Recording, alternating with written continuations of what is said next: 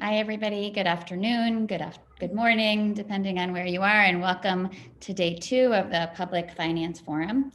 I am Simone Brody. I'm the Executive Director of What Works Cities. We are an organization that partners with mayors and city leaders around the country to improve how local government uses data and evidence to solve problems. And we have recently launched a fiscal health and recovery program partnering with financial leaders from 30 cities around the country. It is so nice to be here with all of you, and I am really thrilled to introduce Chicago Mayor Lori Lightfoot. Mayor Lightfoot has led Chicago since May of 2019. Her overwhelming election victory represented many firsts as she came into office, and she has now, over the last nearly 2 years, experienced many firsts in office and in the city of Chicago. Mayor Lightfoot brought years of impactful public and private sector service and a legal background to her role as mayor. She is passionate about the strengths and resilience of her great city, if you have ever had the chance to talk to her about that, and is really clear about what cities need as they navigate the health and fiscal crisis and recovery brought on by COVID.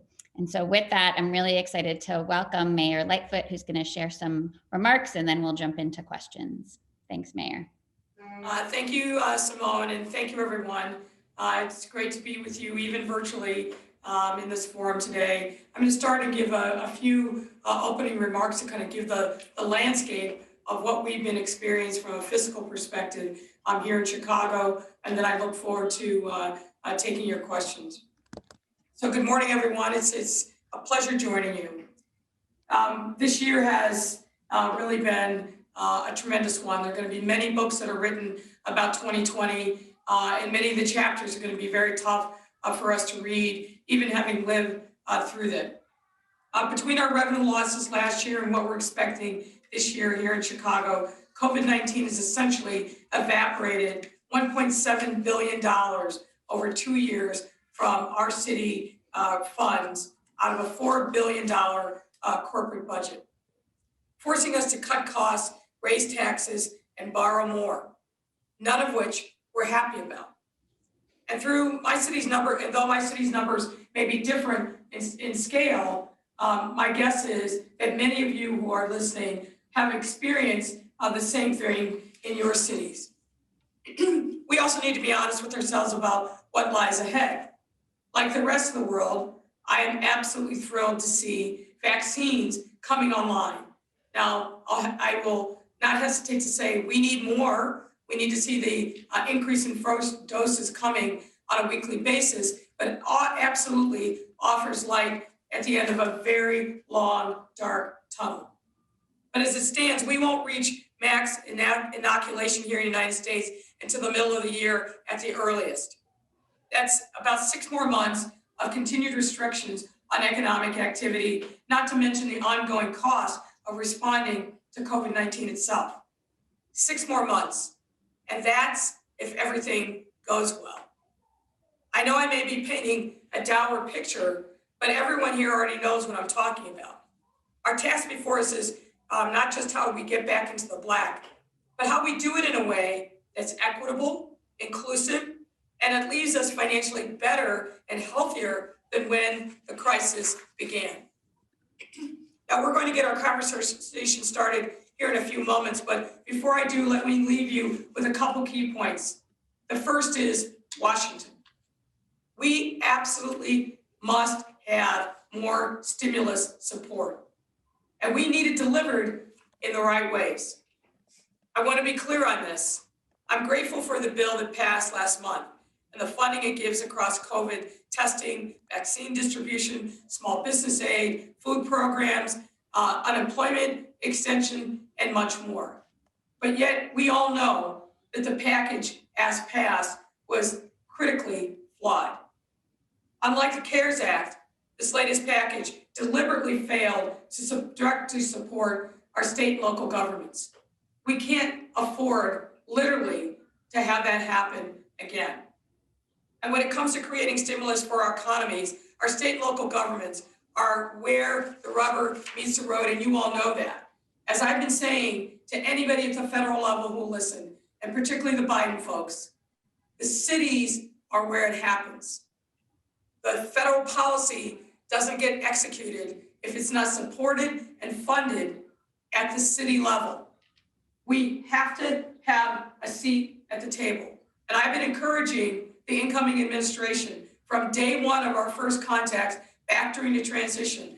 They need to stand up a bipartisan, geographically diverse, size diverse group of mayors that they are in regular conversation with so that they can hear directly from us what's actually happening on the ground and craft policies that reflects the lived experience of people in our cities.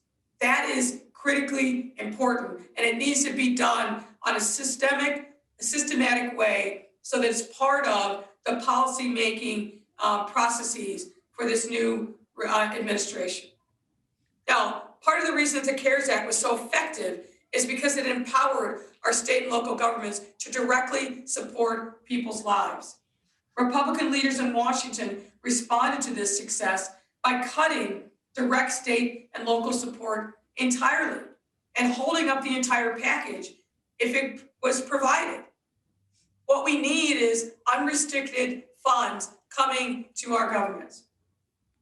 This has to be done in a bipartisan way. As you know, the impacts of COVID-19 weren't relegated just to blue states or red states or states led by independent governors. The impact of COVID-19 has been felt across partisan borders and barriers. And we need a solution that recognizes that reality. This isn't about what may or may not have happened in fiscal management from years ago. This is about a direct impact on our local economies solely attributable to COVID-19. And we cannot pretend otherwise. So I encourage all of you, if you haven't already, get on the phone with your federal representatives, your reps and your senators, and let them hear from you about why direct funding of cities is absolutely essential to the recovery that I know that we all want. This is what we need to be focused on in the early days of this new administration. It's critically important that they hear from us and that they hear from you. Now, I'm of course pleased to see that the Biden administration's new stimulus plan includes the direct support that we need. But the bill still needs to get through a Congress that remains deeply divided, particularly in the Senate. And even assuming that plan does pass intact, decisions have consequences. While we fight for what was needlessly left unfinished, our residents and businesses continue to needlessly suffer. And their pain grows every single day. And our recovery remains needlessly delayed and stalled. Folks, this is simply wrong, and not the way we should be responding to the greatest public health and economic crisis of our lifetime.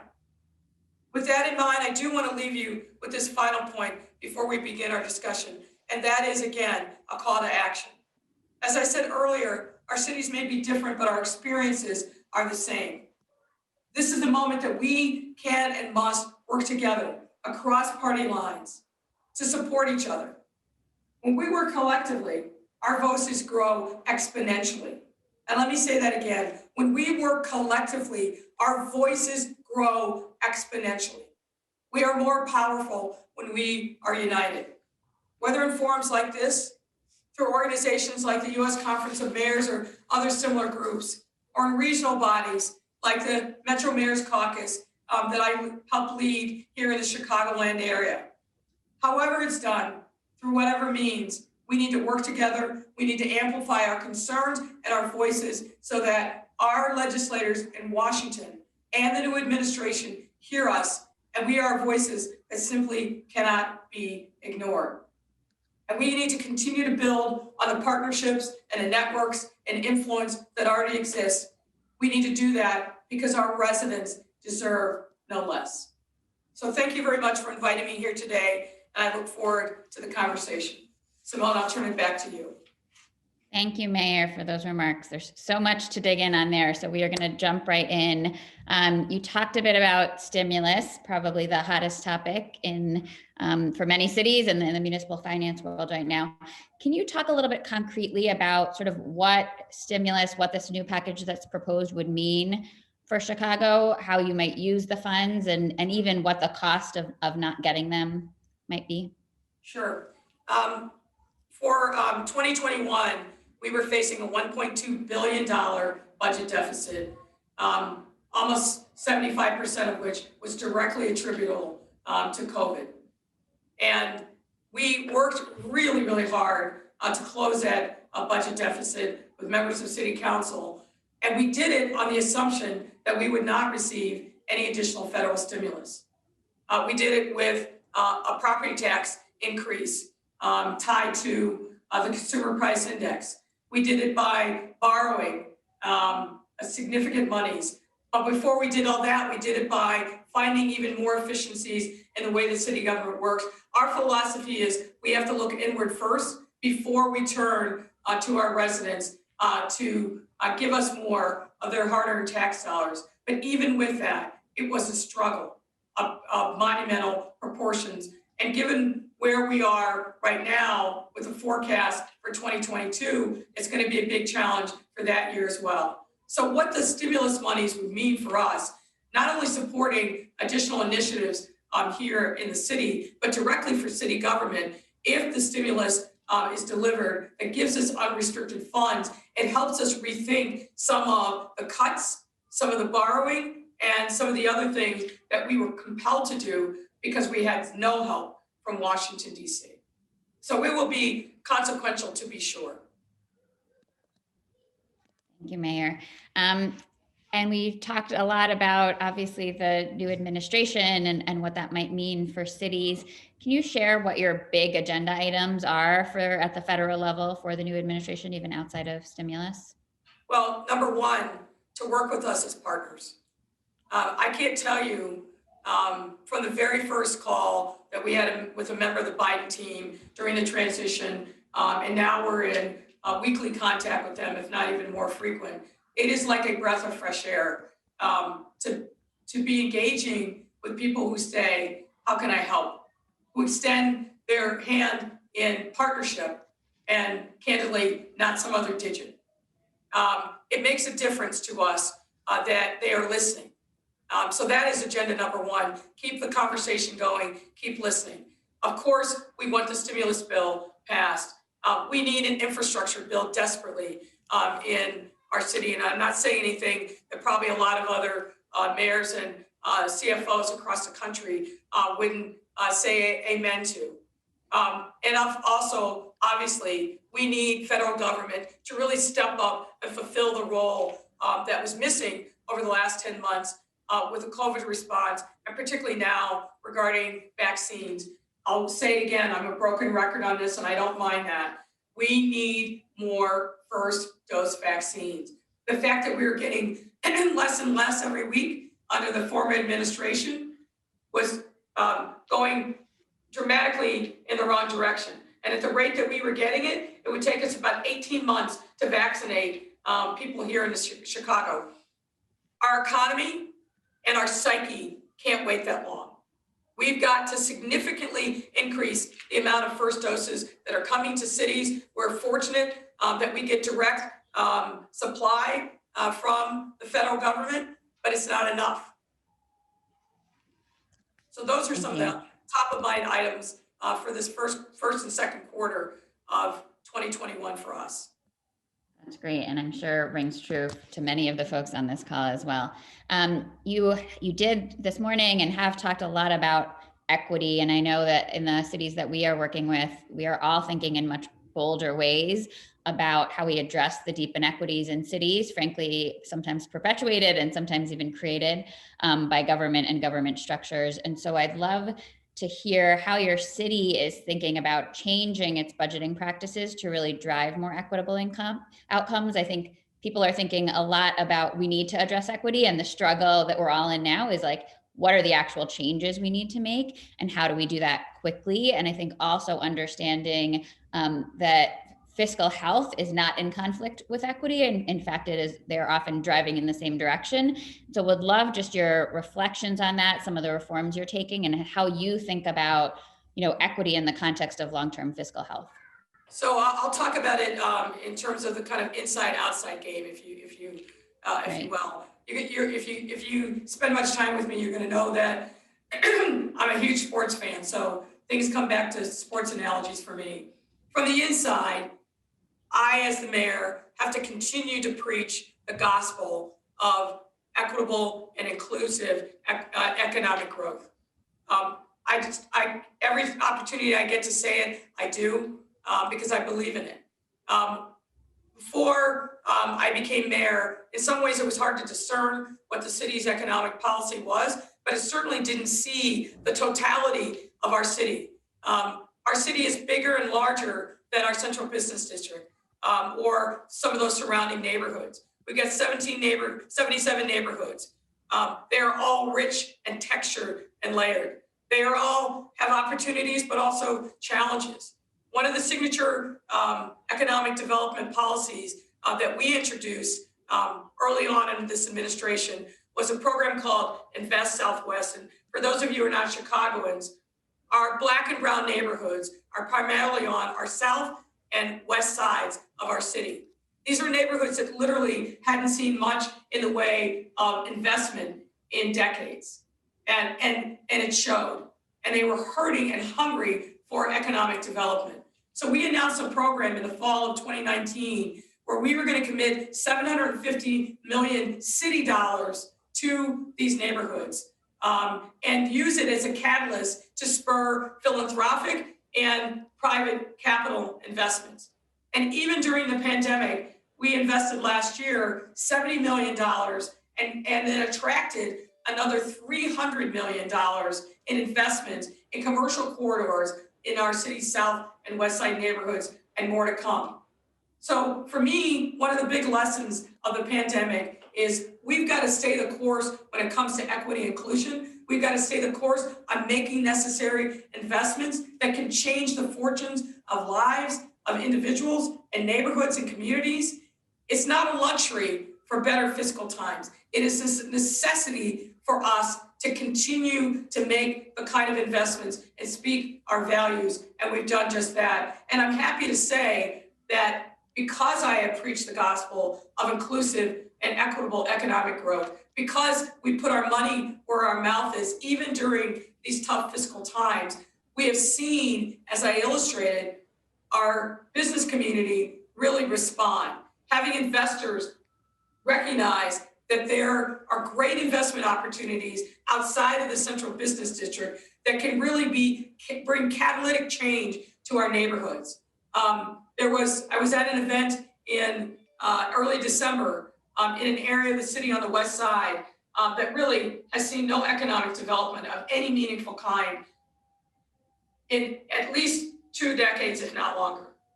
And there was a developer there that saw an old furniture warehouse and saw this as a potential investment that could really attract other businesses. And he wanted to build a business incubation space and a space for artists and other innovators in this neighborhood. Had really tough time getting investments, but he did get that investment, and the lead investor is an individual named Joe Mansueto. Some of you may know him as the founder of Morningstar Investments, and recently the owner of the Chicago Fire soccer team, a men's professional soccer team. And Joe pulled me aside at the event and said, "Mayor, I heard your speech to the Economic Club." This was a speech that I gave in December of 19, where I talked about these very principles and really challenged the business community to step up and look to make investments outside of the same old. And he said, "Mayor, I heard you. And we look for an opportunity, and this was our opportunity." So as a result of me making that call to action, this is just one example of an investor heeding that call and making what will be a transformative investment in a low-income area of our city that is going to bring jobs and businesses and it's going to spur other economic development in the surrounding area. So that's what I mean when I say the inside-outside game. The city government has to lead by example, but we've got to challenge our partners in the private sector in philanthropy to follow our lead and to give them specific ways in which they can demonstrate their interest in being great civic partners and leaders.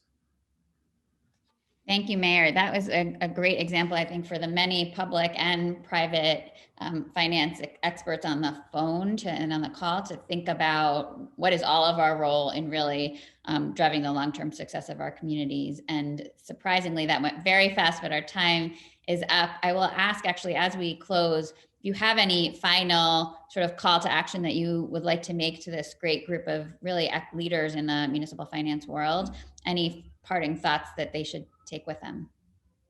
Yeah, I would just say be bold. Look, these are really difficult times all across the country. I talk to my fellow mayors across the country on a regular basis, so I have some sense of the challenges that you all are facing. And as I said, our cities are unique, but the challenges that we face have a common narrative and thread through them. And you know, as we've looked at these really daunting fiscal challenges, historic budget deficits, the one thing that my team knows and that we all agree is we can't abandon our values. So you've got to continue to make those investments where you can in the things that your residents need the most, and to build confidence and hope that their city government sees them and understands and is reflecting their lived experience and the investments that you're making, the policy changes that you're making. So I know it's not easy, but I want to thank you for your service and stay the course. Godspeed. Thank you so much, Mayor, for those great insights. I am now excited to turn it to Mike for a lovely panel discussion. Thank you, Mike. Thank you, Simone, and thank you, Mayor Lightfoot, for setting the stage for our panel discussion on the state of state and local governments by giving us an update on Chicago's fiscal condition and your ongoing efforts on behalf of your residents. My name is Mike Piwowar, and I'm the Executive Director of the Milken Institute Center for Financial Markets. I have the pleasure of moderating our panel of experts who will discuss not only the current state of state and local budgets, but will also put the current situation into historical context and talk about the need for various forms of assistance from the federal government.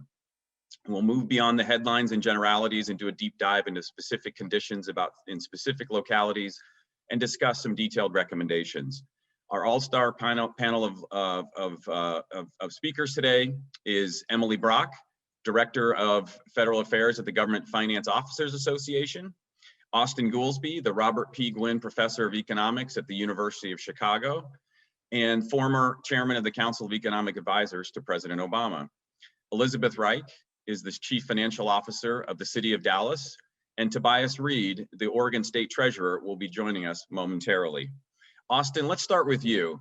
There's a lot of numbers and estimates being bandied about in Washington, D.C. now about the overall state of state and local budget gaps, the size of a potential next COVID-19 crisis, stimulus, or relief package.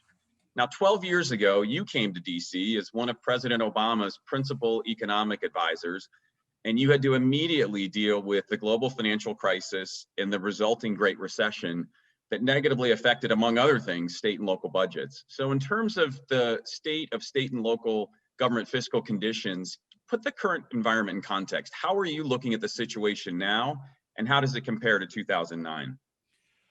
That's fascinating. Now, Mike was there. Mike and I worked together at the CEA in the middle of the darkest days of that financial crisis. Who knew that would be the easy crisis, right? Yeah, right. I guess I would say there's some aspects of it that are similar, and there's some that are quite different. If anything, the first thing to think about is let's call it the industry mix. So states and cities tend to concentrate in certain industries. And in 2008, 9, going into 10, if you had anything to do with residential real estate, it was total disaster. And it was a conventional business cycle on top of that. So just a regular recession financial crisis, but deep regular recession. This time, it's the first recession that had nothing to do with the economy. So it's the virus that causes the recession. That makes it steeper than a normal recession, but it also means that it's focused in completely different spaces. So service sector face-to-face stuff, which dominates the US economy and has been the thing devastated by the COVID crisis. That's a bunch of stuff that we always thought was recession proof. So the overwhelmingly first thing that jumps out at you in the data that's different now than 2009 is it's states dominated by travel and tourism and service sector businesses and airlines and logistics and stuff like that. Those are the ones who are suffering the most. I'd say the second thing that's a little different is this recession has been so unequal. If you look at the top 25% of the income distribution, and especially at the very top, they basically haven't had a recession at all. If you look at the billionaires, their wealth's gone up more than $1 trillion since the crisis began. And that means that de facto, the losses of income tax revenue have not been as big as you would have thought at the state level for what happened in the business cycle. More, the fiscal crisis is coming on the expenditure side. So the big three spending categories for state and local, of course, are, let's call it public welfare broadly, education broadly, K to 12 and higher education, and then healthcare. And the healthcare expenses blowing through the roof, the public welfare expenses blowing through the roof. Education is unfortunately getting cut because it's one of the only discretionary spots. And so I think it's at least as serious a problem as in 2009, but a slightly different form, that it's not predominantly just income tax revenue. It's more like industry determined. If you're like a port city for cruise ships, it has been and will continue to be a pretty tough moment. You know, if sports is one of your big local industries, again, very tough moment. Yeah, so thanks. That's a great overview of the problems that we're facing. So let's move on to potential solutions now, right? So Austan, I've always said that you're what I call a bilingual economist. You speak both macro and micro economics, right? And so now I should call you a trilingual economist because now you speak virus economics. So in terms of solutions, right? So one of the things that Mayor Lightfoot said in her conversation is that they not only need more stimulus, but in her words, she said they need it, quote, in the right ways, right? In terms of stimulus effort, we know that speed to market matters. Some projects are more shovel-worthy, shovel-ready than others. Some communities are better at leveraging their resources than others. In terms of thinking down to the granular types of solutions here, you were there, you saw the Obama stimulus efforts, you saw what worked, what didn't. You just laid out what's different this time.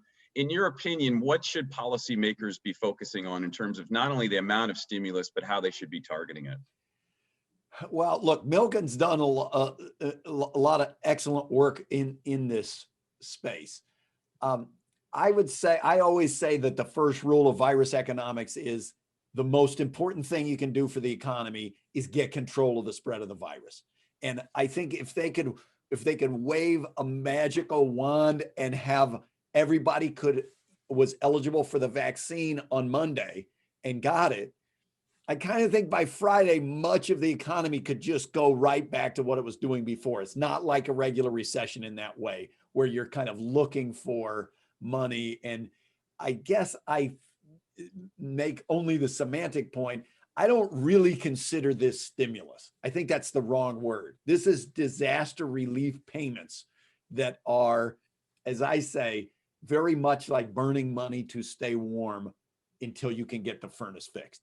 And that only works if you keep shoveling money in there. I think, so in the short run, spending on public health and getting control of the virus is by far the most important. Then as you move to step two, let's presume they do that. I think that the space of infrastructure is critically important. I think that the relief to and there's a complication with that infrastructure, which is we still have yet to figure out what is going to happen to the demand for public transit and what are are people moving to suburbs? Are they going to move back to cities? We still have to see how that's going to play out. But I think that's an important category. Category two, unlike previous recessions where there's normally a big increase in demand for education in the downturn, and people it's the one silver lining is people are setting themselves up for on the back end of the recession to be better prepared. That didn't happen this time because you can't go to school because schools are super spreader locations. So I think that the education deficits that we're accumulating now are going to haunt us unless we get back with money in that space. And I think money on the healthcare side and what President Biden calls the care economy, which school is part of it, childcare is part of it, healthcare is part of it. The fact that so much of our health system is tied up in our jobs. So then when we have a jobs crisis and 20 million people lose their job in a month, many millions of those people also lose their health insurance.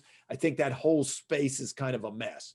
Now, the only last thing I'll add, obviously there's political controversy about the giving of money to states and localities. And that was similar in 2009, even though we look back and the money to the states had perhaps the highest bang for the buck just in terms of stimulus. It was still very unpopular because people said, why are we giving money to states that already had problems?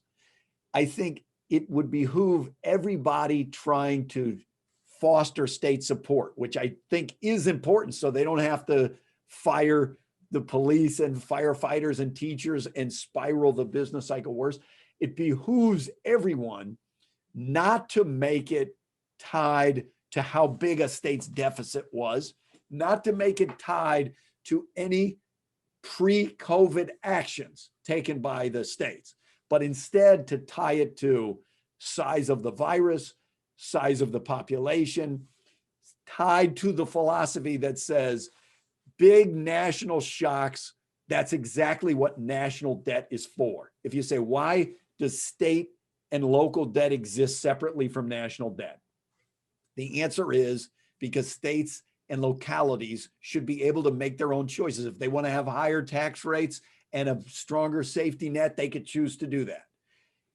That's not what this is about. This shock had nothing to do, as the mayor said, it had nothing to do with the cities. It had nothing to do with the states.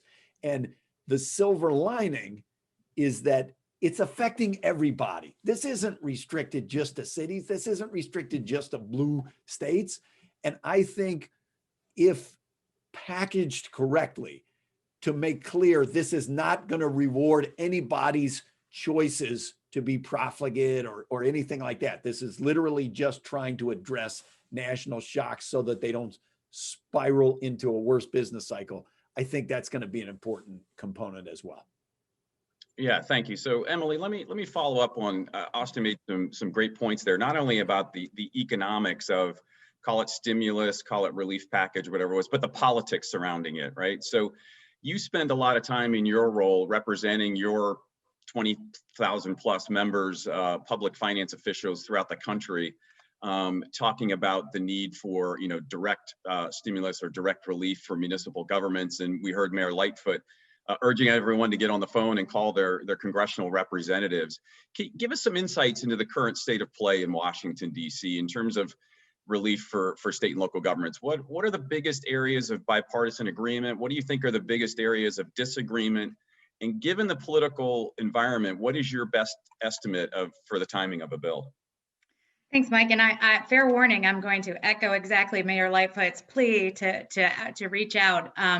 happy and honored to represent my more than 20,000 governments and diverse issuers of municipal securities. But outreach from home is the #1 thing that makes Congress motivated to act. In terms of timing, the Biden-Harris administration has come roaring in with the most executive orders in the history of any other president. Some of those things normally, they nullify President Trump's executive orders. They do satisfy campaign promises. But uniquely in this administration, Biden has used these executive orders to address some of the COVID challenges. And also remember, Biden-Harris have adopted this December 27th stimulus. They still have some implementation to do on that December 27th stimulus, which includes money for locals, including vaccine distribution and infrastructure, money for rent assistance, and even some assistance for utilities. So coordinating all of that with the impeachment and confirmations will delay the possibility of timing the stimulus package quickly. If Biden and Harris had their way, of course, they'd whisk that $1.9 trillion stimulus package through. They call it the American Rescue Plan. And just sort of a broad outline of that, it contains, as Mayor Lightfoot said, $350 billion flexible federal funding. It also includes in there money for school systems, money for specifically utilities. It augments CDBG funds. It provides rent relief, and it also augments FEMA disaster relief funds. So all of those things go directly to local governments. And I know for a fact, and I've talked with lots of staff on the Hill lately, they're writing the bill. It's getting written, it's getting done. And those are conversations with Ways and Means staff and Senate Finance staff, the committees of jurisdiction that are going to pass this way through. But the question is $1.9 trillion a beginning? Is it a start of a bargain? And frankly, we've seen this before and it terrifies me. Does that mean that state and local government support will be jettisoned again, like it was at the end of last year? We don't think so. We think we have the support in order to have this $350 billion, especially from the moderates in the Senate, which is what we're seeing Biden doing, talking with a lot of the moderates to try to urge passage. But of course, the election results in Georgia provided the final window dressing on a blue wave. And I'm calling it window dressing because it's really a perceived opportunity for great success. It's still a very narrow margin. It comes to the fore that it's not just Biden and Harris. They have a caucus to manage with a very slim margin to work with. So they need to look at the different legislative tools available to them to help lift things across the goal line. Great, thank you, Emily. I want to turn now to Elizabeth and Tobias to get some sense of what's going on in their particular communities. Mayor Lightfoot told us how Chicago's doing. We know that the pandemic has hit some communities harder than others in terms of both the health impacts and the economic impacts. And some state and local governments are facing unequal effects on tax revenues based on their existing tax bases and sources of tax revenue. So Elizabeth, let me start with you. How is Dallas doing? Well, thank you, Mike, and thanks to the Milken Institute for putting this discussion together.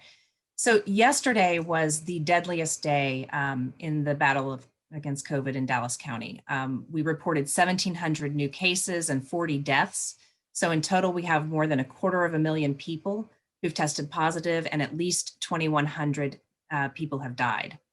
So unfortunately, our situation is very similar to many places across the country. We've got the vaccines arriving, but they're still scarce. Our medical facilities and staff are overwhelmed. We're still dealing with a surge from the holidays, and we're months away from kind of turning that corner. And some of our most vulnerable communities are really suffering the most. And so that's the backdrop. Now, economically, COVID-19 was really devastating, of course. It was a sudden, precipitous drop in economic activity.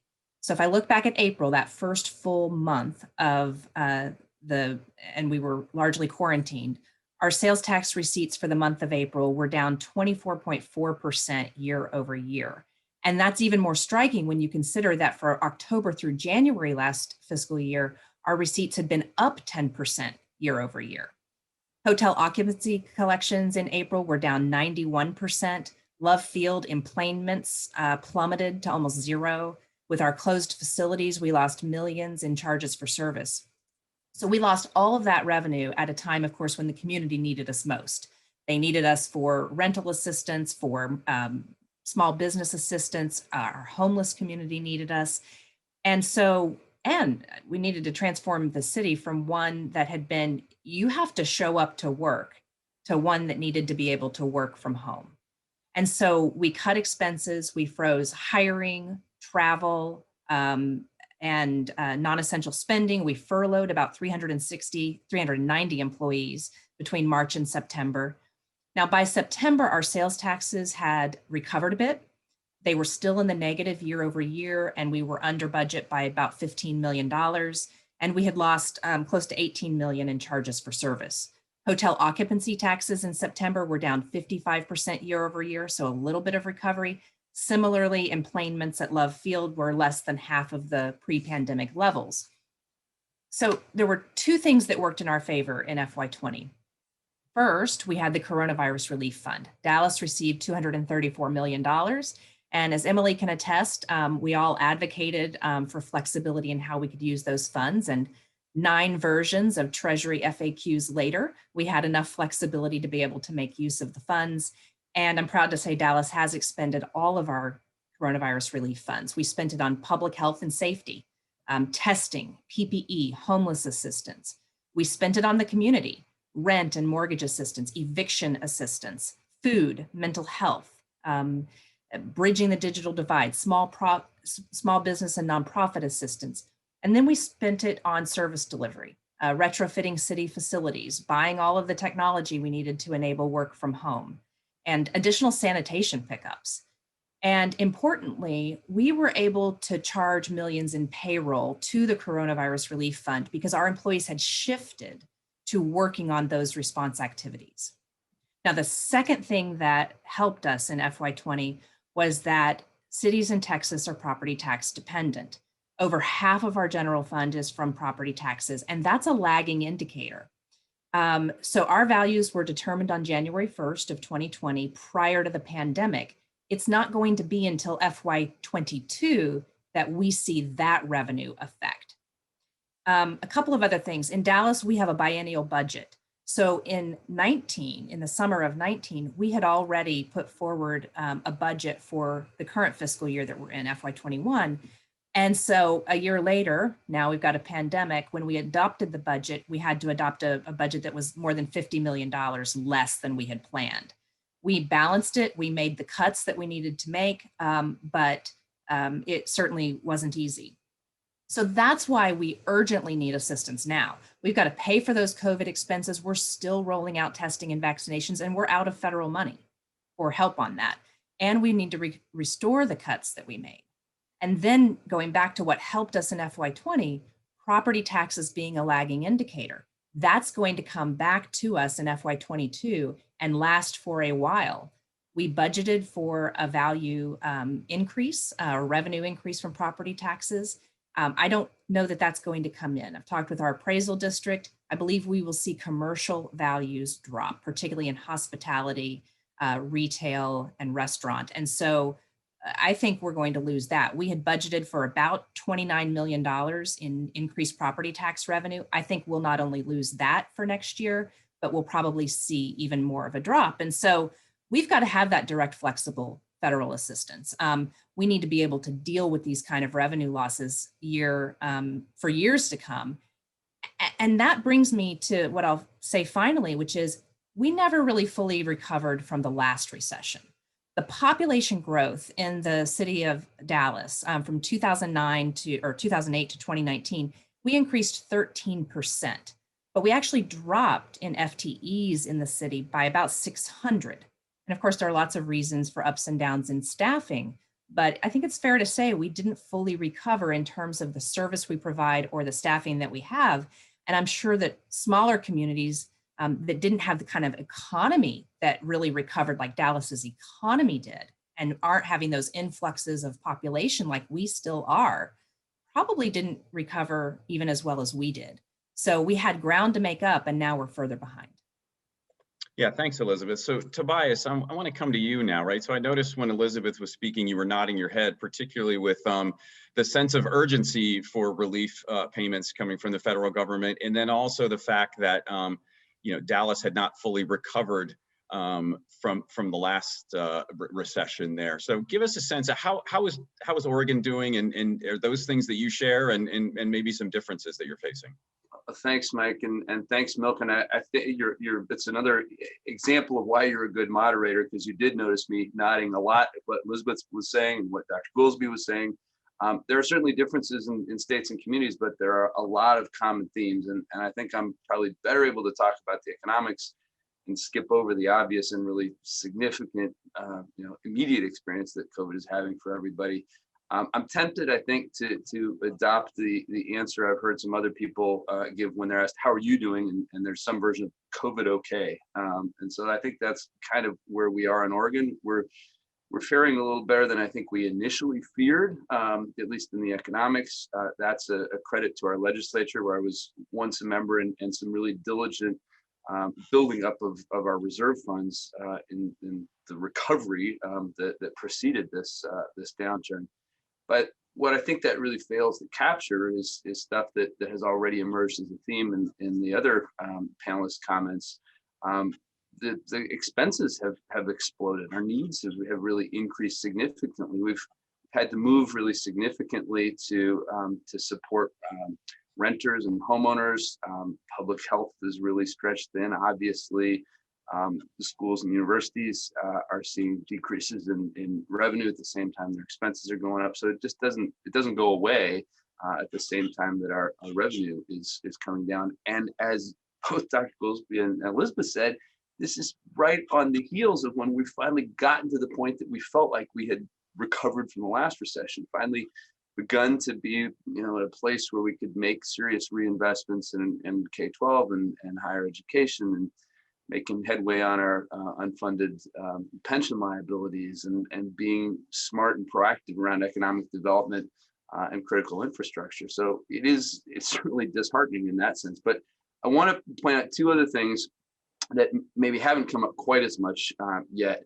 The first is, both of them actually are not unique to Oregon, but in our state, we end up using lottery dollars, particularly around economic development. And obviously that's really tied to bars and restaurants, which are especially vulnerable to the virus. So that you can see in a really dramatic and immediate term how vulnerable that is to changes in the way the virus has been acting. And at a time like this, when interest rates are so low, we have tended to use those to bond and take on economic development activities. So that's something the legislature is really going to have to deal with. And the last is on top of COVID, in Oregon, we had a really awful, historically awful fire season last fall. For us, that was our version of climate change being real. There's lots of other examples of that around the country.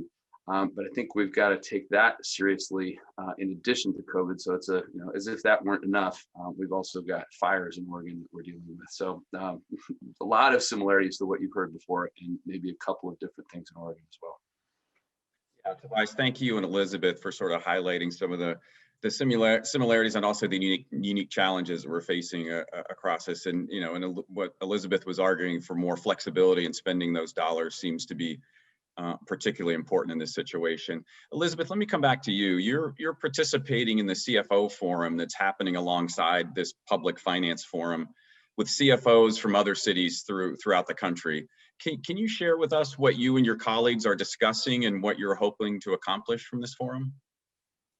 Certainly. So for me personally, I'm hoping that we can get some things, shall we say, in this next bill. So the direct flexible funding you've heard a lot about today, and you've heard that this isn't the result of fiscal mismanagement or poor planning.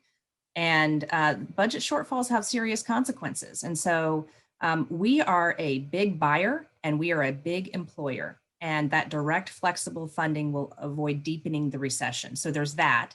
In 2019, Dallas was the 4th largest employer in the city. And so if Congress really wants to stimulate the economy, it must ensure that local governments can avoid tax increases and laying people off. So second, I think cities are really good at bringing people together, and we're on the ground and we see what's needed. And so when we get that more direct allocation of money for other things, like the vaccine deployment, housing, homelessness, those sorts of things, we can get to solutions in the community that really work for places that might otherwise be left behind. I think we need that infrastructure funding. And it could be maybe more direct federal highway funding, for example, to cities. Dallas is 32% of Texas GDP, but we get 3% of the highway funding. CDBG block grants need to go up, not just in these kinds of situations, but overall, they really haven't increased over the years. Flood protection money through the Corps of Engineers, it's pretty technocratic thing for me to say, but that's incredibly important to us. Water and wastewater infrastructure. We have in the city of Dallas 46 occupied areas that still do not have water and sewer service, and extending that will extend economic development. So that, restoring advanced refundings, and then I think focusing on a long-term strategy, such as maybe automatic stabilizers to help state and local governments. So if unemployment hits this, something automatic kicks in, because time and again, we're cutting our budgets and we're taking counter-stimulative actions that delay recovery, and that really needs to stop. So this forum is important. And I want to thank Jenny Bennett of Chicago for putting it together and organizing it. It's the most useful thing I do all year. The CFOs get a chance to have small discussions about issues we face. And what I'm looking to do out of this week, and I think my colleagues are as well, is make sure that we're at the table. Make sure that even now, as the legislation is being written, that we're at the table giving input, because we know what's going to work best and what's going to work in our cities. And then that we're there at the table too when the regulations or the guidance are being drafted, so that we can make sure that this is going to be able to deploy and really get us to recover, not only recover, but invest in the future. So that's what I'm looking to do. Yeah, thanks. Emily, I want to come back to you now, right? So we've heard a lot from the other panelists about the need for flexible funding in terms of the states and local governments being able to put it where they need, the need for some core needs in terms of, paying firefighters and police officers and those sorts of things, but also the need for financing innovation and infrastructure, right? I mean, I think Austan was the first one that mentioned it, and we're hearing that over and over. From your perspective, you're sort of aggregating all of these needs from all of your members across the United States. What would you add to that in terms of what the Government Finance Officers Association is advocating for in Washington, D.C.? Thanks, Mike. It's a complicated conversation with Congress, to be perfectly honest. We look at last year, we look at what happened in CARES, we look at the pandemic that happened, and we see a record-breaking year of issuance of $451.2 billion in 2021 in the municipal market. A large part of it taxable, of course, taking advantage of the very low interest rates in the current market. So a natural question that comes along with infrastructure and the tools to make infrastructure happen, especially from the folks in Congress, is, well, if it's so healthy, what do you need? And more importantly, why do you need it? The direct fiscal support, I don't need to repeat that. Dallas, Oregon, Chicago, everyone is saying, not just now, it's yesterday that we need more support. And it's clear, evidenced in the CARES Act, that direct fiscal support underpins not only essential public services, but also a healthy municipal market, which over time creates infrastructure at the local level. We also need to remain vigilant to preserve the entire tax exemption for municipal bonds. Our champions are bipartisan. Our threats are bipartisan. The exemption is a potential pay for other federal efforts. And so we need to make sure that we remain vigilant on that. With regard to advance refunding bonds, no matter the interest rate environment, it remains our top priority. As Buttigieg said at his confirmation hearing, advance refunding holds a lot of promise for providing relief to state and local governments. And in fact, between 2007 and 2017, there were over 12,000 tax-exempt advance refunding issuances, which generated over $18 billion in savings. we need to also make sure to concentrate on the small issuers at this point. We've got two mega ones on this panel, but they are certainly aware of the issuers at the small issuer level. We need bank qualified debt to support those 501c3s and the community needs across the country. And our champions, Senator Crapo and Congresswoman Sewell, are firm in ensuring success in that. In terms of the political reality of passage, we have a template to work from. The Invest in America Act wrote all of this out last fall. Of course, we're working within the context of reconciliation now, which is a little wonky budget procedure, but we have Chairman Neal, who's a past mayor. We have Senator Wyden, who understands the needs of Oregon and of Senate finance needs across the country. So he is a champion. Both of them are champions. Together with our partners, we run vigorously at each one of these key points. And again, I'd reiterate what Mayor Lightfoot said. Every single letter, every single call to our partners in the Beltway brings us one step closer to making that happen in the next 2 years. Great, thank you, Emily. In the time remaining, what I'd like to do is just do a final round of questions for all of our speakers. They've all talked about the current situation. We put it in historical context. We talked about all the possible things that could happen over the next years. What I'd like for each of them to do is just take a minute each and give us their predictions about how they see the state and local government conditions and evolving over the next 1 or 2 years, right? So Austan, let me go to you first, right? You said if you could wave a magic wand and fix the virus, then everything sort of, kind of goes from there. But given the the rollout of the vaccines and all that sort of stuff, how do you see things playing out over the next 1 or 2 years? Well, maybe I see it differently in the 1 year and the 2 year, because I consider the 2 year plus to be the longer term.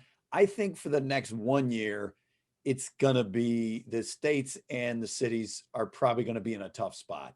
It just feels like, for whatever reason, the partisan food fight has centered on this aid to states and cities as a thing that they want to be the hill to die on.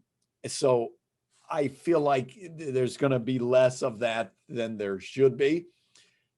And we still have yet to kind of feel some of the other shoes drop on the commercial real estate side. We've been having these eviction moratoriums and putting off of problems. And if we can't turn things around quickly, I kind of think those bills are still to come due.